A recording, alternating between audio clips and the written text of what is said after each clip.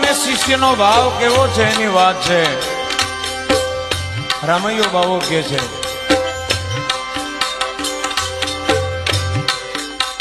જગત જ્યારે પાછળ પડી જાય કે આ તો દંભી છે, પાખંડી છે, દોરા ધાગા કરે છે અને મારવાનો જ્યારે પ્રયાસ કરે છે ત્યારે ખટ ખટ ખટ ગિરનારના પગથિયાં વેલો બાવો ચડતો જાય. ચાખડીઓનો અવાજ આવે, હાથમાં કમંડળ છે, ભભૂતિ ચડાવી છે, એ રૂખડીઓ વેલો ભૈરવ ટૂંકની નીચે જઈને સમાઈ જાય. પાછળથી રામૈયા બાવાને ખબર પડે, હવ ગુરુ મહારાજ છેલ્લા દર્શન પણ અમને ન મળ્યા. ગિરનારને ટૂંકે ટૂંકે રામૈયો બાવો ફરે છે, ક્યારે ગુરુજીના દર્શન થાય.